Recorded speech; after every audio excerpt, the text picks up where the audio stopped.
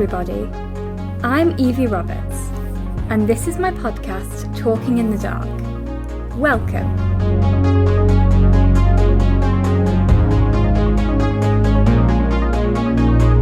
The aim of this podcast is to raise awareness about blindness, visual impairment, and disability in general, in a happy and light-hearted way. For those of you that don't know, I am blind. I was born with a condition called bilateral anophthalmia. Try spelling that one. It basically means that when I was born, my eyes didn't develop properly, so I wear prosthetics instead. The goal of this podcast is to remove some of the stigma and stereotypes around disabilities, whilst also having fun at the same time. Each week, I will be interviewing people from all walks of life, including some with hidden or physical disabilities like mine, and getting to know a little bit more about them and the lives they lead. In this episode, I am very excited to tell you that I will be talking to international blind footballer Kieran Clarke. My name is Evie Roberts, and this is my podcast, Talking in the Dark. Welcome.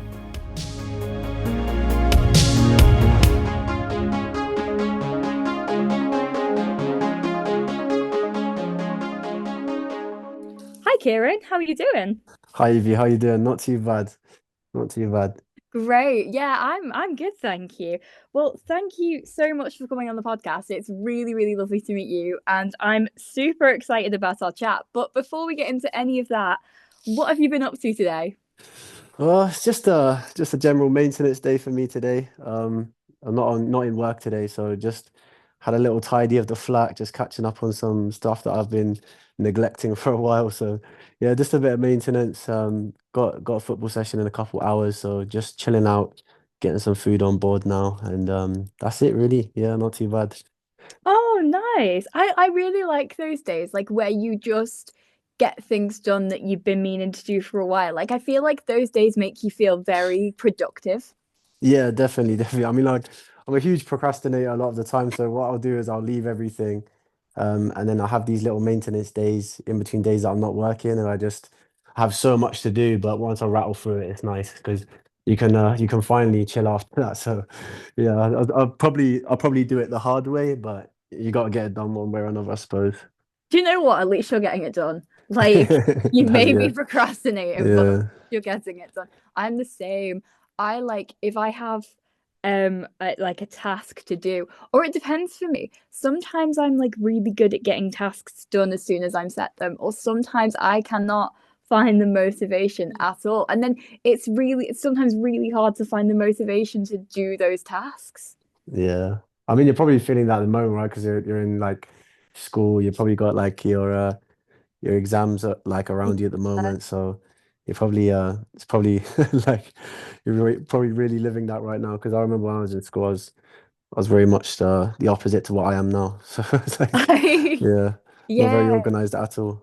yeah, it's weird like trying to organize when you want to revise, what you want to revise, for how long do you need to revise before you take a break? It's all like such a weird thing to get your head around. And then the fact that everyone's different, so everyone has different study methods that work best for them. It's a really like I feel like it's a really like personal thing finding what works well for you. Are you one of these people that's like naturally smart and revises minimally and goes and still gets an A star, or Oh, are you the hard working type? I wish I know people like that. I have some friends who are like that, and I am Yeah. eternally envious of them because I think it's such a great skill to have. No, I my memory is pretty good, but I hmm definitely still need to like do a lot of hard work to get good grades. I mean, how did you find school? How did you find kind of your exam period? What was it like for you? I absolutely hated it to be honest. Um, I actually didn't mind school. I found school like very, very fun. Um, I'd say I'm one of these people that didn't probably take school as seriously as I could have. I think I had a lot more potential than I showed. So I sort of winged a lot of my exams. I passed everything, but I think I could have achieved higher if I really wanted to. But school just wasn't really.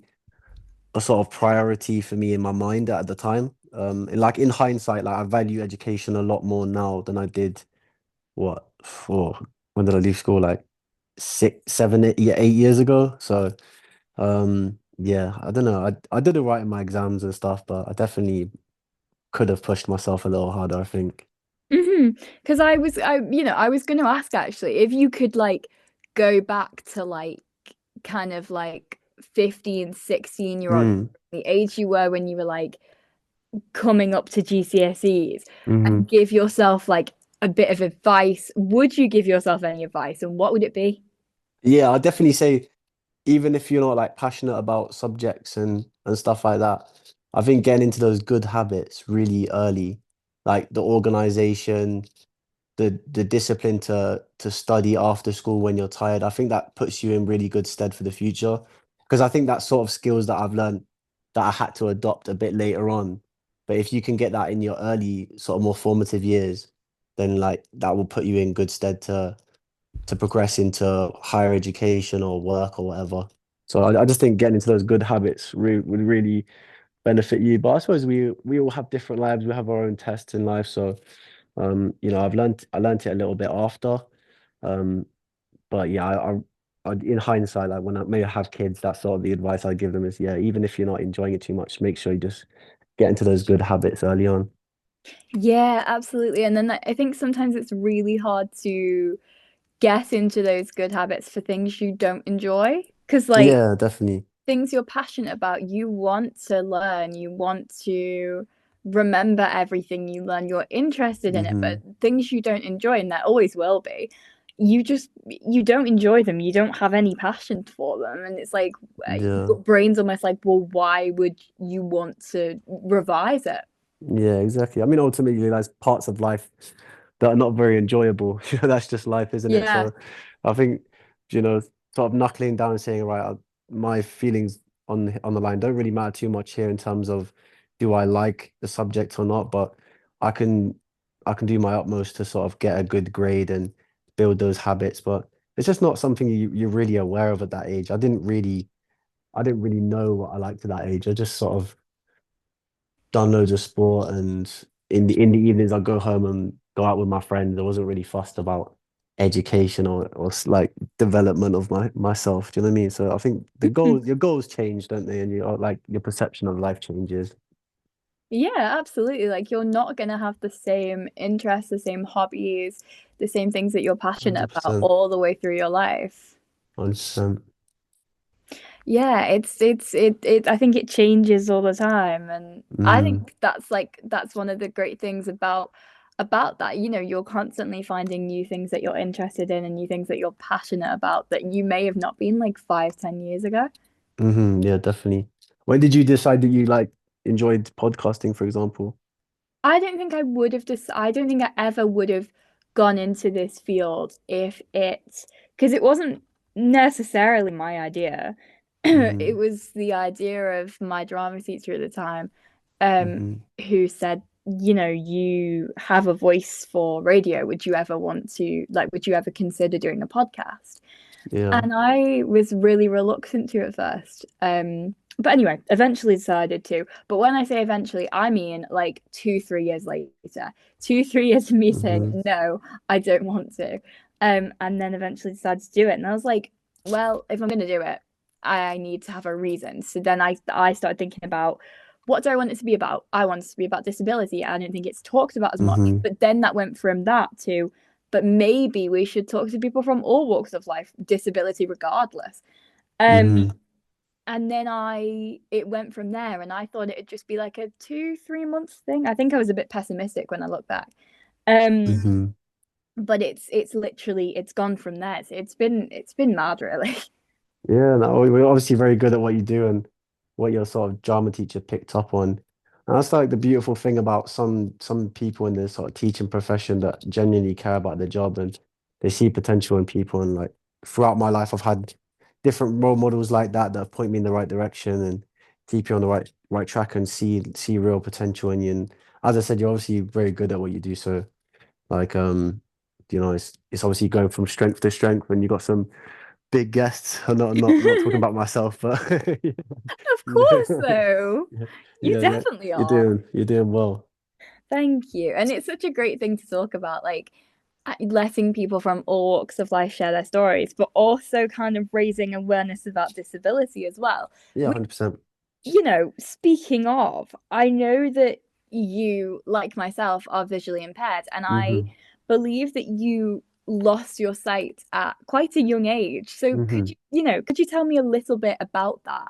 Yeah, no problem. So yeah, I was born I don't want to say normal. I was born sighted. Didn't have any sort of genetic issues in terms of like, my sight didn't have any specific condition or anything like that. Um, when it got to the age of 5, I had a chest infection one day. Went to the hospital, got prescribed penicillin, had allergic reaction to it, so very very unlucky. And I got a condition called Stephen Johnson syndrome, which is a very very rare disease, and it basically just resulted in me having blisters on my eyes. So the rest of my eye is fine. It's just the front of the eye is like heavily scarred, the cornea, which is essentially like the window of the eye. And then I was in hospital for about 2 months. It was like basically like life-threatening. Um, Obviously I came through the other side of it, but obviously lost my sight. So yeah, I lost my sight very young, age of 5. Um, I have like, I don't really have much useful sight. I can see like light color, shadows, that sort of thing. Um, but yeah, I can't, I'm registered like severely sight impaired, so I can't really see anything like detailed or anything unless I hold stuff close up to my eye. I might be able to see the color of it or something like that. But yeah, that's basically how I lost my sight. Gosh, wow. I mean, that's a really kind of quite heavy thing to go through. Mm, I mean, and it would be for anyone, but then especially when you think about how young you were as well. mm-hmm. Like you were a really kind of little kid when you went through it. I Yeah. mean, it'd probably be hard for you to remember, but do you think you kind of, as a kid, you realized what was happening at all, or? Um, it's very weird because I have this conversation a lot with people about when I lost my sight. And I know people that have lost their sight later on in life, and we sort of talk about the differences of losing it early and losing it later, and the sort of profound effect that can have on you. And I think with losing my sight early, I didn't really ever have the sort of intellectual capability to understand like what that meant for me. Do you know what I mean? So Mhm. I just sort of like carried on normal. So I come out the other side. I went back into school like like a year or two later, and it was just like I was just dealing with it. Do you know what I mean? I got straight into I got straight into judo. I was competing from like 7 like mainstream competitions. I didn't really actually register it until my early teenage years. I sort of went through like this. I remember just being more fussed that people could beat me and stuff. Like I remember I done my first what's it, sports day. Like when I came back after losing my fight and I lost. And like because I was getting guided. And I was so angry because I'd done like a sports day before I lost my sight, and I'd won it by like a mile. And like when I come back, I'd lost to like I was losing to everyone, like all the girls, like all the slow guys, like do you know what I mean? I just lost to everyone. And I remember being more fussed about that than actually losing my sight. So I think it took me a while to register it. And in my early sort of teenage years, it hit me a lot harder. Like that's when I was like I actually had the time to sit down and think, all right, now I'm missing out on a lot of things. Hmm. And I mean, when it did hit you, like Hmm. those in those early teenage years, I imagine that was quite a big kind of quite a pivotal moment for you when you like fully Hmm. realized. Yeah, definitely. I think the sort of like early teenage years, 13, 14 is when you start to care about what people think. And all my friends was doing all kinds of things. Everyone was going out like on bikes and I don't know, just loads of stuff that I felt like I couldn't now get involved. Like it was away from school, like after school, people going out. And I think this is the sort of age that you just begin to start caring what people think about you, you start caring about girls and stuff like that. And I don't know, I just remember the one time I was in Spain with my family on holiday, and my family were talking about all these lovely views, and it just like frustrated the life out of me. And that's the first time that it really, really got to me. And it was quite a foreign feeling because I'd never really felt that before, because I felt like I accepted it quite well Hmm. in my like the years just after I lost my sight. And it was just sort of through this year, this early period of my teenage years where I was just sort of going through hormones and everything. And it was just it was a bit heavy during that time. Yeah, I think that's one of the most difficult things about Mm, being a teenager who's visually impaired. I've definitely found that myself and told yeah. other people I think they found it too. And I think one of the big things when you're in high school is that you want to be included. You want to Yeah, be 100%. doing what everyone else is doing. And you Mm, want to, and that can be, I think, hanging out with your mates. You want to be able to, when they meet up, you want to be included in that. But that can also be, I think now, like you want like social media trends and stuff. mm-hmm, Like when my friend, when people will be talking about like a social media trend, everyone knows what it is. And mm-hmm, sometimes you've got no idea because it's something visual, and then you've got to ask someone, and that can feel awkward. And mm-hmm. I think when you're in your teenage years and all you want is to feel normal, in quotation marks, and to feel kind of like included, I think that's when it really can hit you quite hard. Yeah, 100%. And like, you can probably relate to that a lot at the moment because obviously you're in a mainstream schooling environment, and as you said, all the nowadays it's like, so I'm not saying I'm not acting like I'm some sort of dinosaur because I'm pretty young, but like the social media space is still is a lot bigger it is now than even when I was in school. And all those things that you're talking about, those sort of like trends and TikTok nowadays. And I think at that age, everything is just about following trends. Like everyone wears the same thing, everyone talks the same, everyone acts the same. And if you've got a severe physical disability, it's so hard to sort of fit that mold, and that pressure. I feel like it sort of gets to you where you want to be like your mates and you want to do all the things your mates do, but you literally physically cannot. And I found that hard thing to accept. Yeah, I completely get what you're saying. And then you almost feel like alien to everyone else because you can't Hmm.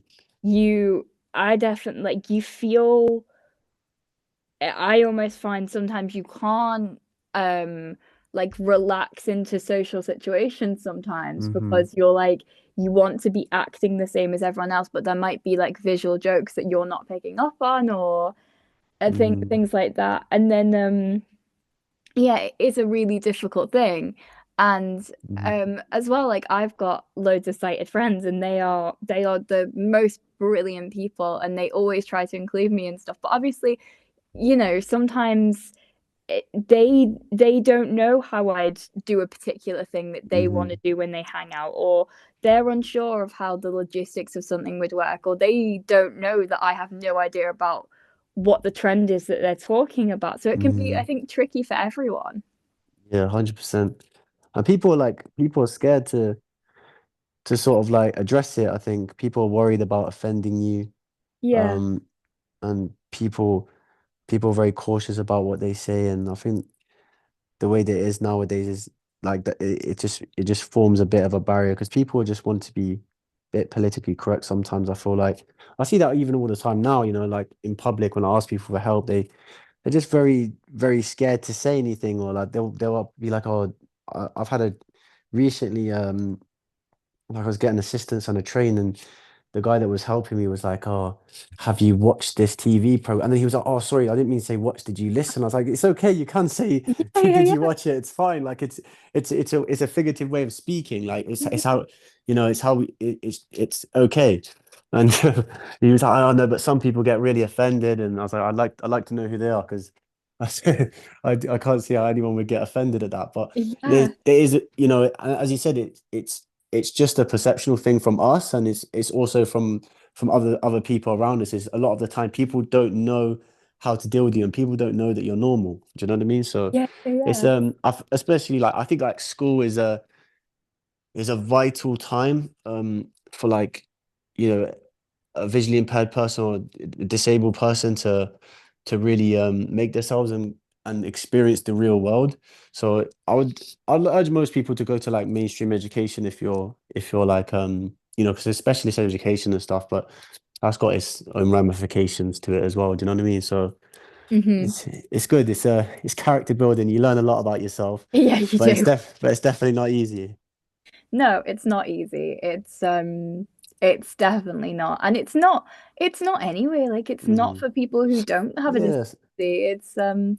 But especially when you do, it's a very tricky thing to navigate, but it is good. 100%. Now, I know that I mean you mentioned Mm-hmm. even after you lost your sight, you as a kid you were very into sports and you were always Mm-hmm. very sporty. And that has carried through to your adulthood, I know, Mm-hmm. because you are now a blind footballer. Mm-hmm. So, can you explain, some of the differences and adaptations between that and the mainstream game? Mm-hmm. So those that like watch football, understand football, obviously the mainstream game that most people are familiar with, like the Premier League, is an 11-a-side game. Obviously, there's one goalkeeper and 10 outfield players, and obviously all the players can see, which is a a superpower, of course, when you're playing football. Um, and our game is five-a-side, so it's four outfield players and one goalkeeper. The goalkeeper is actually sighted. The four outfield players are all classified as blind, but they also have to wear blindfolds just in case they have a bit of like residual sight that might benefit them in the game. The ball has ball bearings in it, so it's a normal standard size football with ball bearings in it. So it makes a noise obviously when it's rolling across the floor. Um, the sort of international standardized pitches have boards along the side of the pitch, so it just sort of creates this board. So obviously you can't run off the pitch or the ball can't go off the pitch, but also it just helps the acoustics, so you can hear the ball and hear the communication. So obviously we have to talk to each other a lot. There's an awful lot of communication from each other, but also our goalkeeper, who's essentially like one of our guides. And then we also have a guide behind the opposition goal who can like give you directions when you're like dribbling or shooting and stuff like that. So it's a very, to summarize it, it's a very, very physical game. You're like we're allowed to get away with a lot more in terms of like tackles and stuff because obviously you're allowed to have contact. So it's a very it can be a very physical game at times. It's a very like cognitively draining game because it's so much concentration, and if you stop concentrating for 1 minute, you can get hurt pretty badly because you got people running around at full speed that can't see. So there's a lot of talking, and yeah, if anyone's interested in watching it, I'm sure you can find like highlights from the Paralympics on YouTube, and you'll get a better idea of um the sort of how good the international game is and the sort of skill that's on show. Yeah, definitely. I mean, it sounds really cool. And, listening to you talk about it, it sounds like an Mm, amazing thing. I mean, you mentioned there about, yeah, obviously communication is key. And do you mm. think it kind of takes a while to build up that like communication and teamwork between the people that you're playing with? Oh, 100%. I mean, the first time I played a training game, um, and I think it was only like it wasn't even a full game. I think it was only a 1v1, so it was me versus another guy, and we were just like trying to beat each other, like dribbling. This is the first time I ever played like contact, and I we had a head clash, and I had to go to A&E because I cut my head open, and not to put anyone off the sport, but that woke me up to the point where I understood how important talking was and like communicating. And I've obviously that was only a very low level training game. And now I've played like internationally loads and loads of fixtures. I've never had an injury since just because of it actually gets safer, I think, the higher up the levels you go, just because everyone sort of knows what they're doing. Um, So yeah, it's communication's massive, and you sort of learn that the hard way.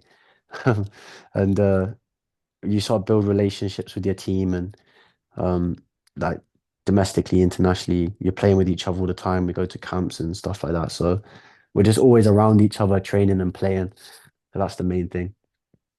Yeah, absolutely. And I imagine you end up building quite a close kind of friendship with them as well. Yeah, 100%. So, I mean, like even tonight, so we got West Brom training tonight with some of the lads, and then one of the so I live in Birmingham. One of the guys is going to come down from Oxford.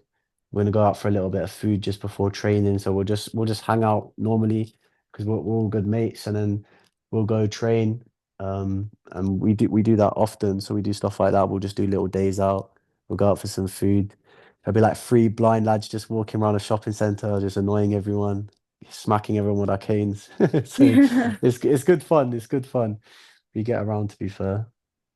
Oh, that's so nice. I feel like that's probably important as well to just like hang out off the pitch. And I would imagine that probably again builds that Mm. friendship closer so you're not just seeing each other when you train.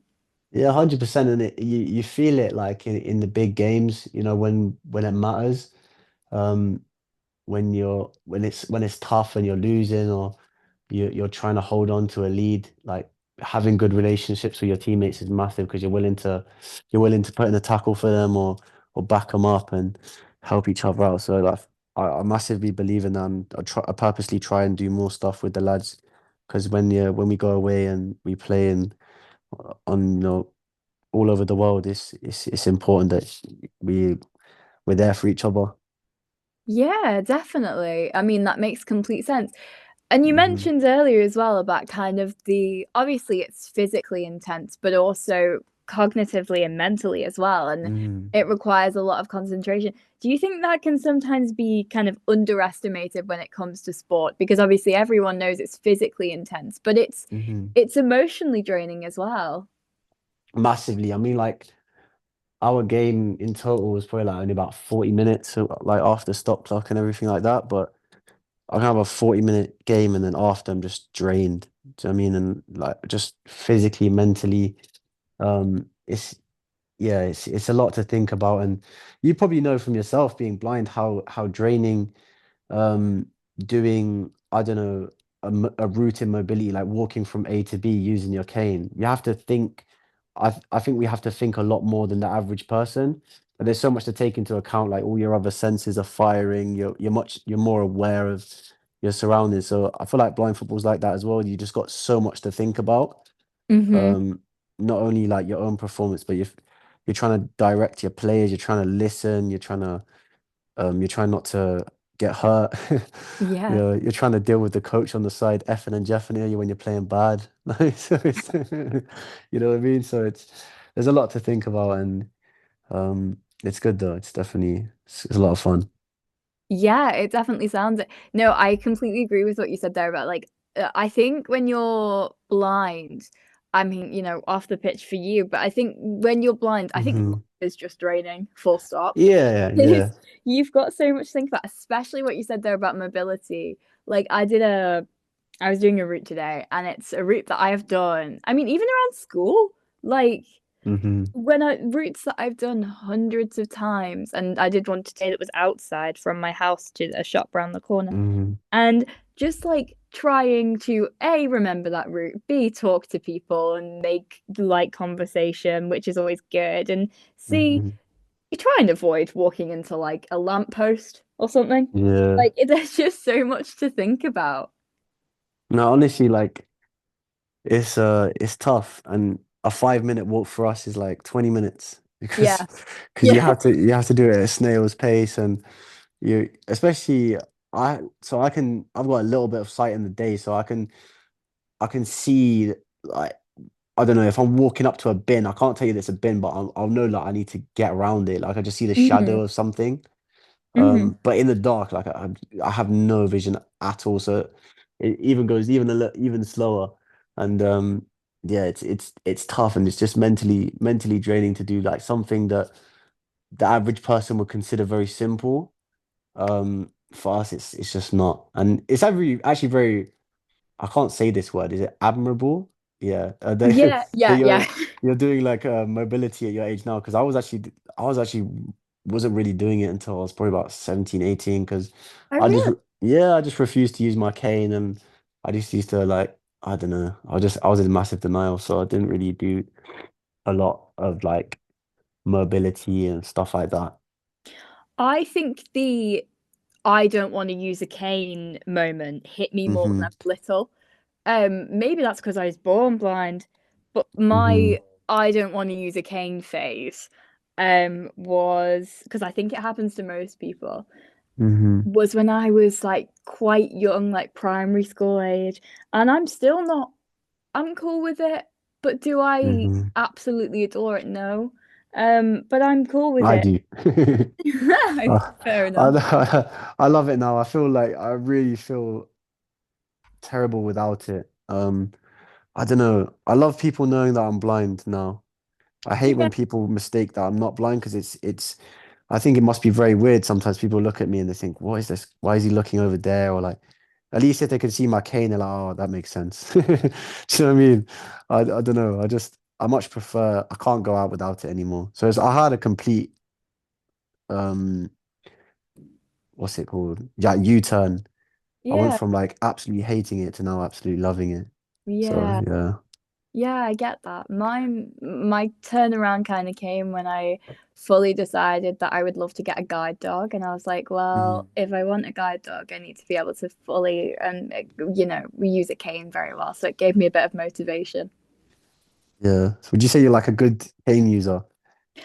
I'm getting there. I don't have enough habilitation training as I should though. Mhm. It's a long story. Basically, we don't have anyone over here who's trained to teach habilitation. Like we have no one.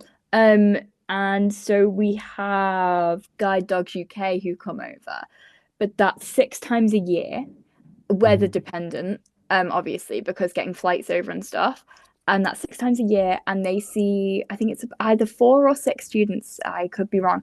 Bearing in mind, there's about 80 on the island who are like supported by the Vision Support Service, but like they see about, Oh.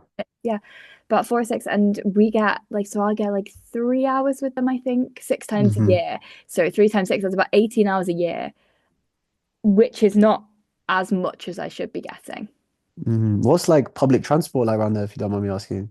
It's a It's small island. it's okay. It's I haven't had much experience with it, if I'm honest. Hmm. I need to get more experience with it, and I think that's the plan now.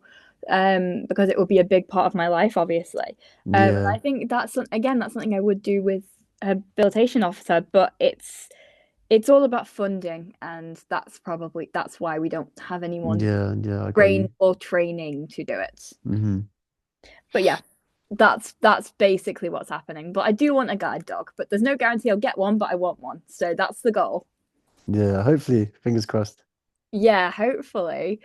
So I'm wondering then, how did Hmm. you become involved with blind football? So I've always been involved in sport, but primarily like martial arts. So I've when I lost my sight, I started doing judo. I still do judo and like I do a lot more wrestling, jiu-jitsu and stuff like that now. Um, but basically what happened was COVID hit and I did not know what to do with my life. I was at home, I just left college, I was jobless. I was like, I don't know what to do. Couldn't get a job because it was COVID. And I spoke to an old friend who lived in my town who was also visually impaired. And he was like, you should apply to go to this college in Hereford, which is the Royal National College for the Blind. It's like a residential college for blind people, like after sort of post-16 education. So I applied and I got accepted like a couple months before the start date. I went there and I was basically just sort of walking around the campus one day and this guy approached me um, and he said like, you look like you'd be good at football. And I was all right, cool. I was like, I'll give it a go. My friend borrowed me like a pair of football boots. I went out on the pitch with this guy, who was a staff member at the college. It wasn't just like some random guy off the street. It was like he's a staff member, and ended up just like trying out blind football and then realizing that I had a bit of a knack for it. And it turns out this guy was the current England goalkeeper for the England blind football team. And it just sort of introduced me to the coaches and the players very quickly. I started training, um, got involved in the sort of talent pathway, so sort of like the England like development stuff, playing in domestic league for the college, and that was it really. I just went from like 0 to 100 very quick. So I got introduced to it, and then next thing I was like training every day of the week. So yeah, it was good. It was quick, but very enjoyable. Wow, yeah. I mean, I imagine that was a bit of a whirlwind going from like Mm, never trying it in your life to training pretty much every day of the week. hmm. Yeah, it was, but I think I've always been involved in sport, so I think for me, just training every day is like a dream. So when I was there, I was just using it as like a training camp. I was barely doing my college courses. I was just waking up 7 a.m., going out on the pitch, playing, going to whatever class I was going to, not paying attention, going back out training again. So it was just yeah, it was really good while I was there. I was there for 3 years and the whole time I was just playing football really and gymming and obviously I was doing my courses as well, but yeah, I don't think you want to hear about all that. Yeah. Well, I mean, you definitely found something you love there though, which is Yeah, the main 100%. thing. 100%. And I mean, one of the things I'm curious about, did you know much about kind of what the mainstream game was like before you tried out blind football? And I guess if Mm. so, did any of the kind of changes surprise you? Yeah, so I'm a fan of football, so I always follow football. I'm a Chelsea fan. Um some people are going to turn off the podcast after I say that, but it's all right. I'm a Chelsea fan. I remember what mainstream football looks like because I had sight as a kid. So I remember watching old games. Obviously before I lost my sight, so before 2006, when Chelsea were very good, so it was okay. Um, so I remember what the mainstream game looks like. So I sort of had bare fundamentals of what football's like. But obviously it's a long time ago that I lost my sight. So when I came into blind football, the technique and stuff is very different. Some of it is transferable. Um, like some of the ways that you pass or strike the ball is probably similar to the mainstream game, but the dribbling, for example, is very different. The control of the ball is very different. So yeah, I remember so there is a lot of transferables, but it's still a very, very drastically different game. Yeah, absolutely. And I mean, I love asking these types of questions Hmm. to guests, the kind of what if questions, and you'll see what I mean in a second. Hmm. Because the idea to try blind football was kind of posed to you by someone else. Do you think you would have tried it otherwise? Out of all the sports you could have tried, would that be high on the list?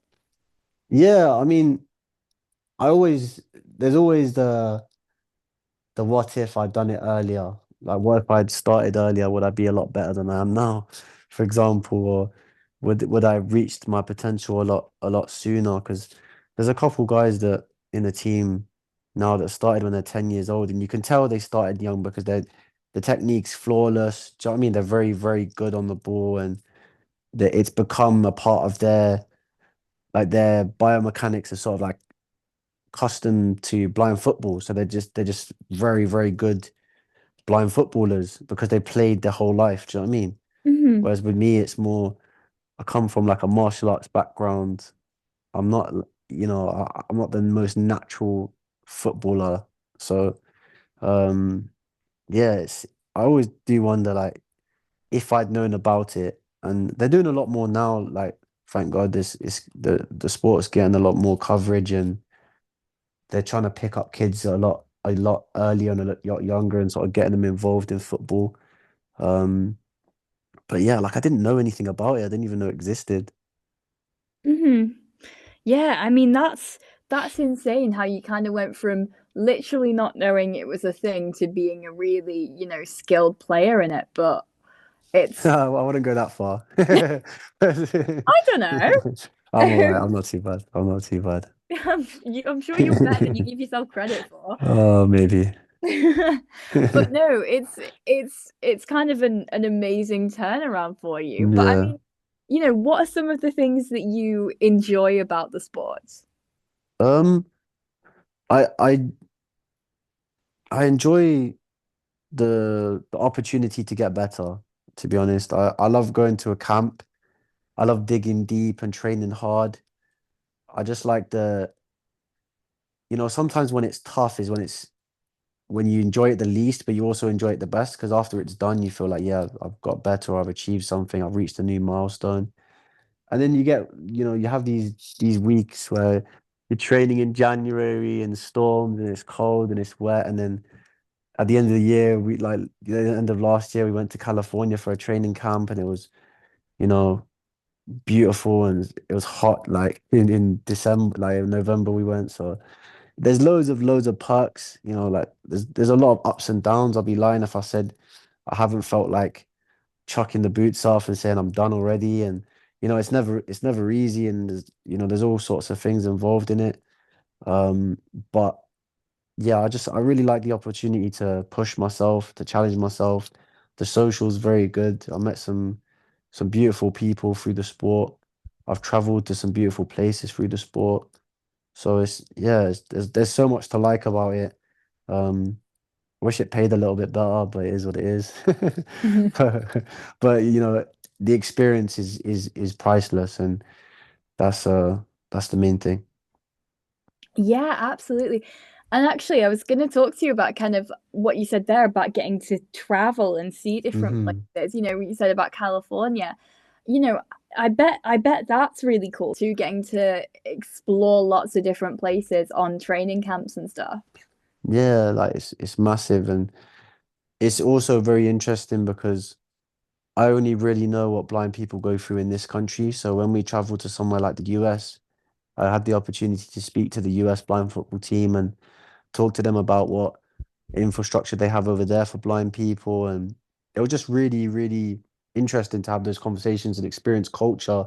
Went to some nice restaurants, tried some nice tacos, speak to the locals, have a bit of fun. It's just, yeah, it's great. It's aside from the football, it's a beautiful opportunity to speak to people. Yeah, absolutely. I mean, when you were speaking to blind people in the US, what were Hmm. some of the differences between how things are in the UK and in the US? Um, it's just the US is just massive. Like that's the difference is the US is so big that I mean for them guys to train together, they train like only a couple times a year together because it's like a lot of them live in even different time zones from each other, so they have to fly to one location just to train as a group, whereas we live in like a tiny island essentially in Mhm. comparison to the US. And I just think like surprisingly, um, they just reckon like we're way ahead of them in terms of the opportunities that we have for like VI sport and like disability sport in general. They just don't seem to support it as much as the UK government do. The one thing I did find really interesting is they get 50% off Ubers if they're blind, so that would be ideal. But Really? yeah, I wouldn't mind that. That might be they might have been pulling my leg, but yeah, they told me that. But That's such yeah. a random thing. Yeah, I mean, I spend so much on Uber that would definitely help me out a little bit. Yeah, I definitely. That's interesting though, that Hmm. they, in terms of sports and things like that, feel like they are behind the UK. You almost Hmm. wouldn't think that, would you? Yeah, no, definitely not, definitely not. Considering they're holding the Paralympics in LA in 2028. I think they're sort of scrambling to get teams together.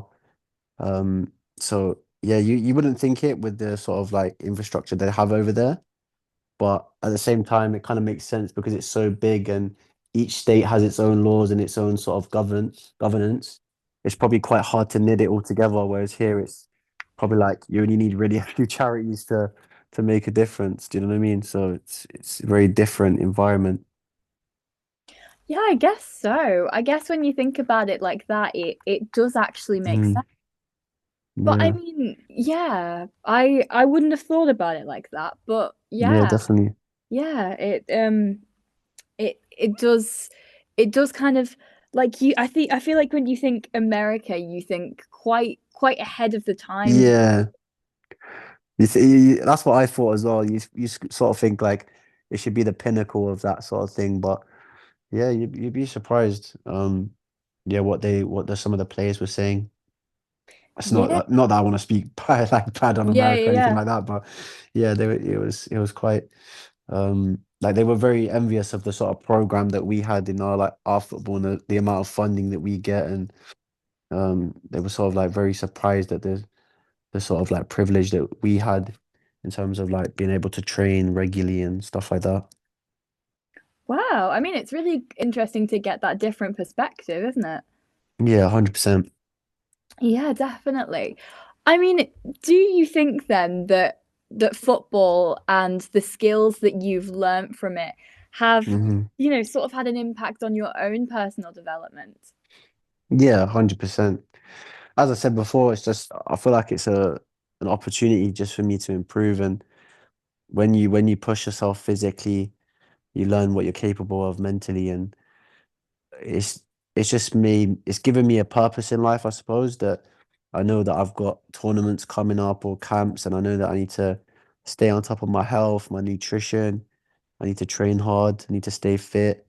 And that translates into your work. You know, if you have a competitive mindset towards a sport, you have a competitive mindset in the workplace, in life in general. So I think it just gets my life in order a little bit. I think for a while I didn't have a lot of sort of direction in my life, I suppose.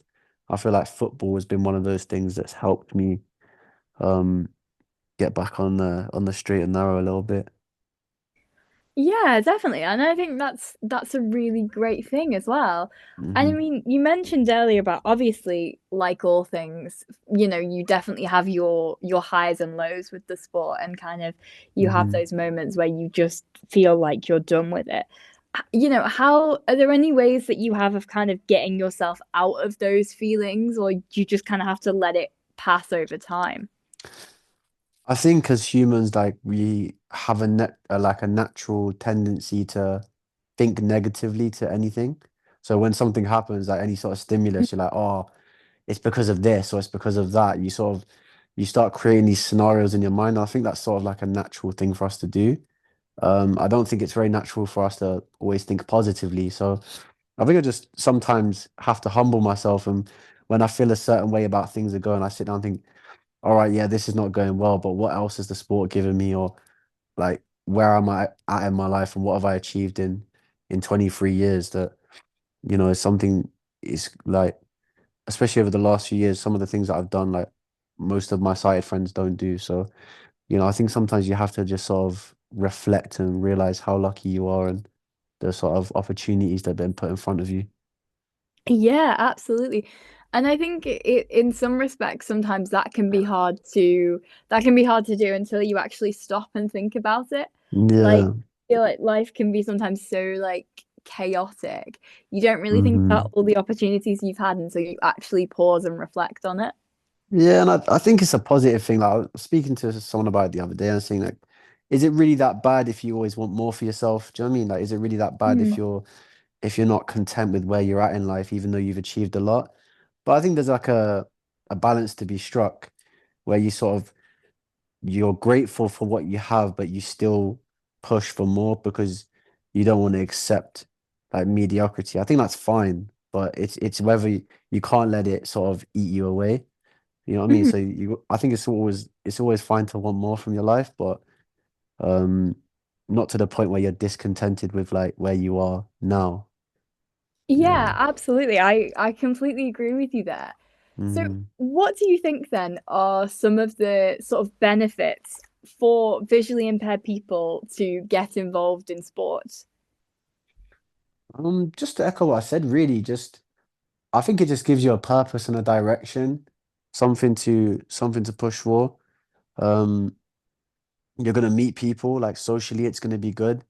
You're gonna meet other like-minded people that probably change your mind. I think we've probably a lot of us visually impaired people have probably thought at some point, I'm the only normal blind I'm the only normal blind person. Why is everyone weird?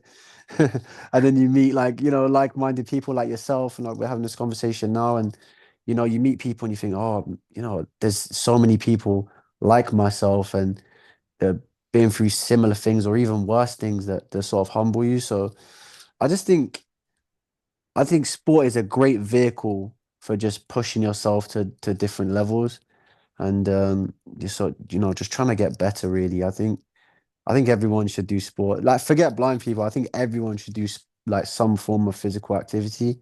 Hmm. I'm just a massive advocate for that. And even if it's just like walking your dog do you know what I mean? Just do something.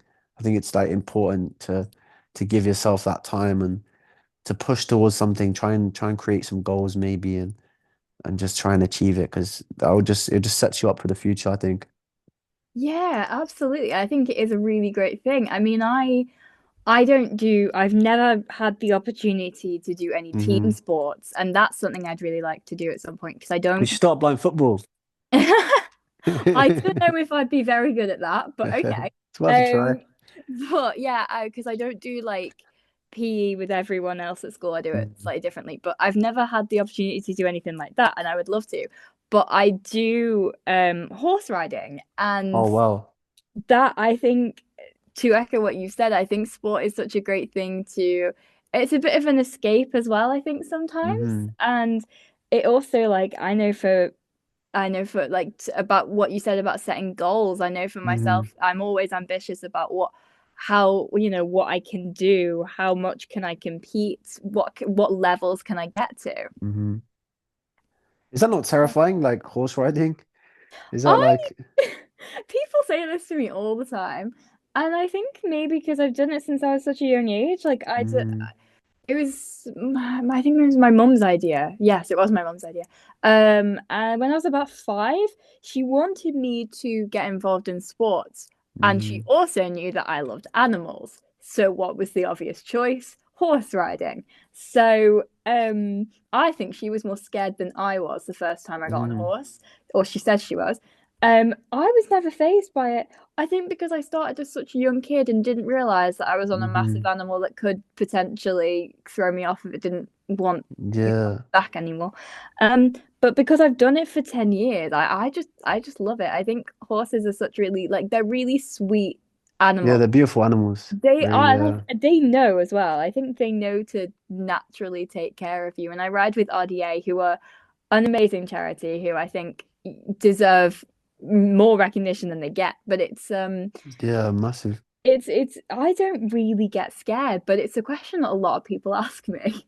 I just wonder because of like you're essentially I mean, I'm not a professional horse rider. I don't know much about horse riding, but you're essentially like you're given the control. Like when you sit on a horse, like a lot of the control is in the horse's.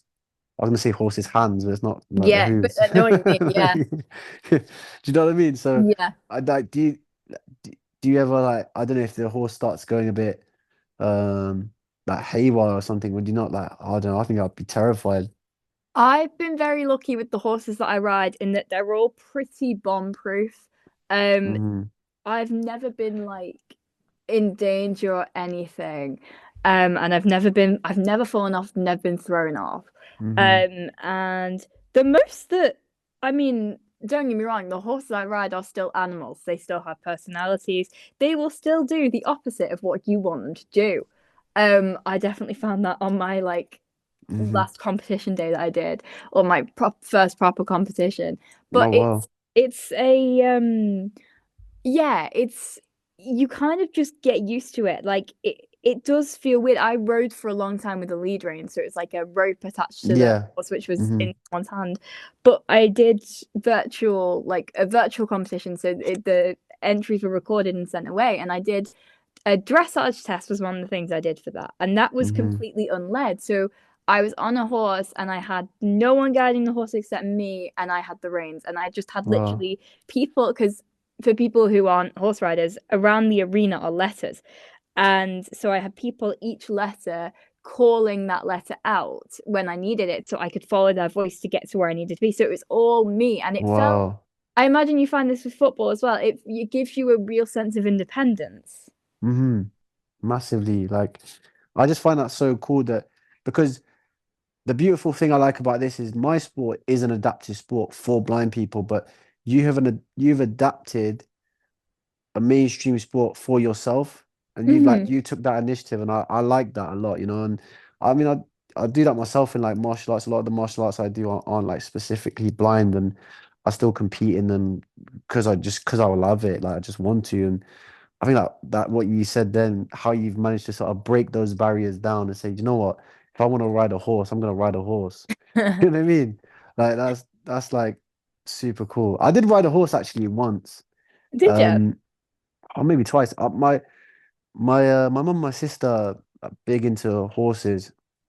But they still are, but they don't like ride them anymore.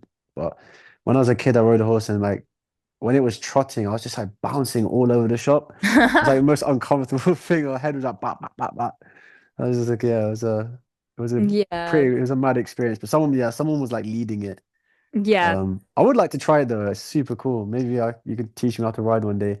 I would definitely recommend. And RDA are great for that, for like just giving Yeah, people that opportunity. Yeah, trotting is a weird thing because it's like the horse is basic for them, it's just like a slow jog. But for us, yeah. like, and you that's something you get used to is that either your rising trot, which is where you stand up and sit down in the saddle according to their steps, so that I guess the weight's not on their back as much.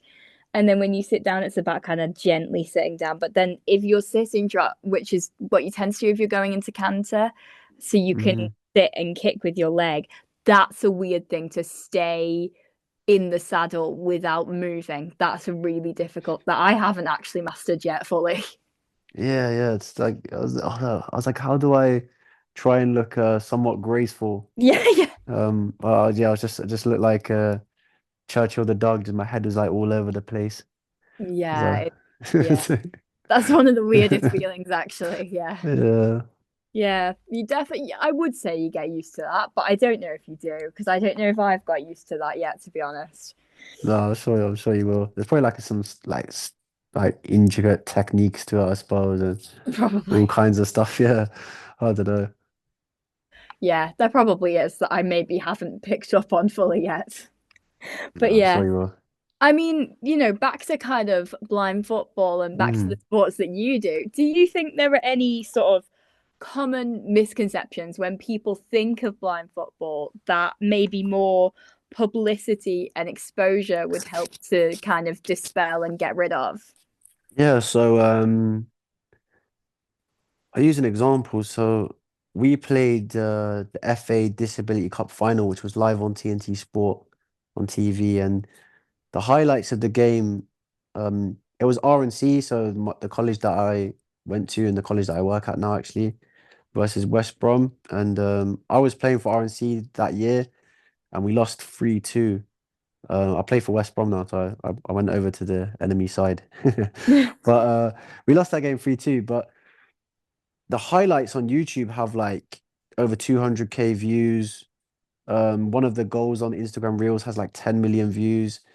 And like it was it was so interesting to read the comments because you really get a grasp of what people's perceptions actually are. And whilst a lot of people were like, this sport is crazy, it's so skillful, there's a lot of comments like, I'm so glad these lads get to go outside, or like, you know what I mean? Or um it's so inspirational that like this, and then they act like it's sort of like a tick box sport, like Mhm. and there's still a lot of that perception around, oh, like it's so wholesome, this made me cry, and it's like while it's nice, it just makes you feel like you do a bit like of a gimmick sport sometimes, do you know what I Yeah. mean?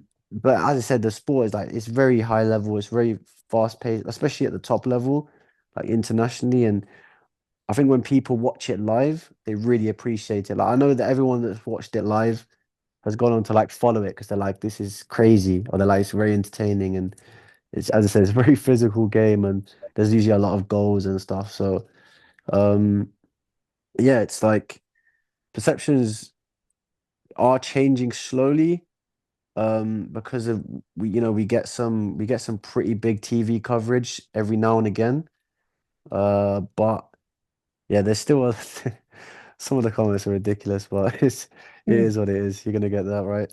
Yeah, I guess it could, like some of those comments, like the whole inspirational thing, kind of invalidates it a little bit without meaning Yeah, to, but invalidates what you're doing yeah. a little bit. But one of my favorite comments was something like, oh, the amount of skill uh on show from the goalkeepers, how they track the ball when they can't even see it. And the goalkeepers are sighted. So they in the comments they thought the goalkeepers were blind, and they was like, how do they do that? And we all of us blind lads were just roasting our goalkeepers in the group chat, saying you must look blind or something. That's one of my favorites. Yeah, I'm not surprised that's one of your favorites. Yeah, Yeah, it's interesting to see people's thoughts and definitely, on things like that. It's a very interesting thing. definitely. Now, obviously, you've mentioned a bit throughout the podcast that Mm, you do a lot of martial arts, and this is mm, something I want to talk about. I mean, hmm first of all, you've mentioned that's kind of not specifically adapted, but you do it because you like it. Are there any sort mm. of adaptations that you do make? And, I'm guessing it's something you really enjoy. So how do you find it not being able to see what you're doing? So the martial arts that I do, judo, jiu-jitsu and wrestling mainly are all grappling arts. So it's all like wrestling. So it's all sort of hands-on. You feel your opponent a lot. There's no striking involved. So there's no like you don't really disconnect at any point. So it's quite easy for blind people to take up a sport like that because it doesn't really rely on much sight.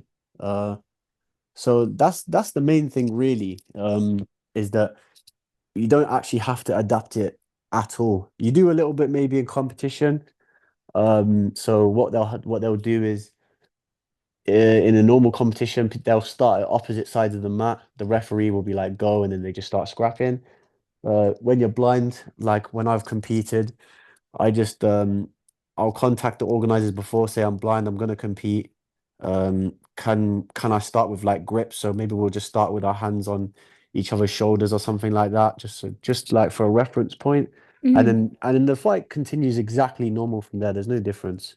So yeah, in the grappling martial arts, it's something you don't really have to adapt at all. Ah, that's quite interesting to Yeah, it's good. because again, just like football, I know nothing about martial arts. So that's quite interesting to hear about. And Yes. yeah, I believe you're also a judo coach. So can you tell me Mhm. a bit about that? How you got into it and how you find it? Yeah, so when I was at the college, the one that I picked up football, they also teach judo there. Um, I already obviously had a bit of a pedigree in judo. I'd already done a fair bit. I was a brown belt at the time. And when I went along to the judo class, obviously the lady who was coaching it, Carol, she's a lovely woman. Um, she obviously picked up that I know a fair bit, and then she just asked me to sort of maybe just like I was sort of volunteer coaching, helping out. The college were really supportive, and they paid for my coaching course. I done my coaching course, and then I started coaching at the college. So I actually work at the college now.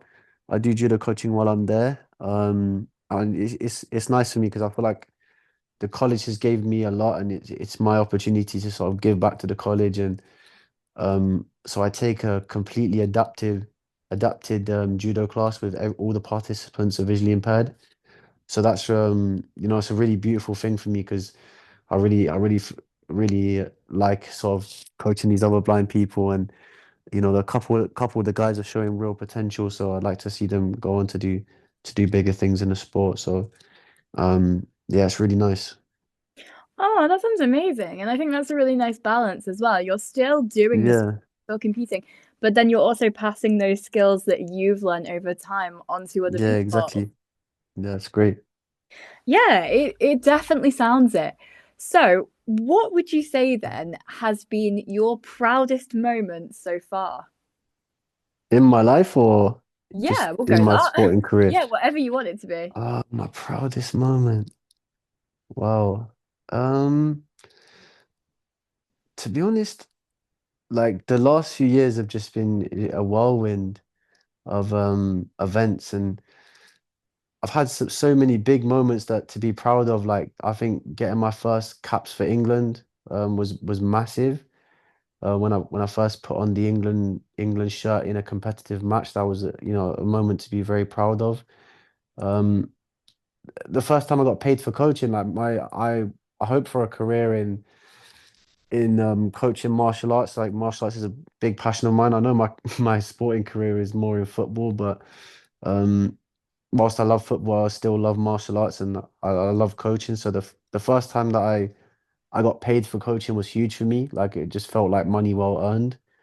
Um, so there's been so many big moments. I can't even pinpoint one because the last couple of years have just been massive in my self development and the things that I've been able to achieve. Yeah, absolutely. I think that's great though that you've got kind of loads of moments that were really proud moments for you. I think that says a lot as well, Yeah. that there's that obviously for some people there's that kind of standout proudest moment Hmm. and that's definitely great too. But then when you have loads of moments that are kind of all highlights for you, I think that can be great as well. Yeah, But definitely. looking forward to the future, then, do you have any, maybe goals or aspirations for the future that you'd like to achieve? Yeah, so obviously in terms of sport, like I'd like to win something with the team, like something significant, maybe like a European championships. It's a very, very tough ask. It's a big thing, but I think I think we've got what it takes, and we haven't done it before. So I think like in my lifetime, that's something I'd want to do. And while I'm still playing, like I love that. As I said, I love coaching. I want to take a bit more of a. I like that to be my sort of like main career. So I really enjoy coaching and talking. Probably why I talk so much, but I love working with people and I love helping people and I love ha I love being that person that people was to me when I was younger. I had good coaches around me and stuff like that. So I enjoy that. So yeah, I'd like to have a long career in coaching and playing really. I just want to carry on what I'm doing now on a bigger scale, basically. Yeah, absolutely. I think that's great. Carry on what Hmm. you're doing, but kind of just kind of upskill in it. I think, and I mean, Yeah. what you're doing at the moment, is really incredible. I know I Mm. definitely couldn't do what you do in terms of sports, but I'm you sure know, you could. I don't know. But like that's great, keeping doing what you're doing, but leveling up. I think that's a really great thing to want to do. Yeah, no, 100%. It's good once you find like a sort of direction in your life and you establish what you really enjoy, it's about following that purpose. And I've established that the only thing I genuinely enjoy is sport. And I have an admin office job at the moment, and while it pays good and it is what it is, it's just not work that I find massively fulfilling. So I know that I enjoy coaching and giving back to people. So that's what I want to do. And I think establishing that at my age now is a good thing because hopefully by the time I'm old and wrinkly, I'd have had a successful career in something I enjoyed. So Absolutely. yeah. I mean, you already have anyway, I think, but there's definitely still, I think, Hmm. you'll definitely still be able to achieve lots more things. Hopefully, yeah. Hopefully. You definitely. Well, thank you so much for coming on the podcast. No It has problem. been so much fun to get to talk to you and so Been a lovely to meet. pleasure. I mean, you're so kind of easy to get along with and really lovely to talk to. Really, Likewise. Thank lovely you. to talk to. And I think one of the things I really kind of admire about you is you have this like really amazing kind of outlook on things. You have a really Hmm. positive outlook on things, and I think it's a really great quality to have. But no, Oh, thank you. thank you so much for taking a little bit of time out of your day to come on the podcast. No It's problem. been It's really my great to pleasure. meet you. My pleasure. Thank you so much, Evie. It's been a pleasure to share my story with you and hear a bit about yourself as well. And as I said, one day if I get the opportunity to learn some horse riding, I'll definitely obliged. But thank you so much for letting me come on your platform and yeah, speak a little bit about myself. Hopefully I didn't bore everyone to death. No, absolutely not. No, it's been my pleasure, and it's been so lovely to have you on the podcast. And thank you to my audience for listening, and I will see you all next time.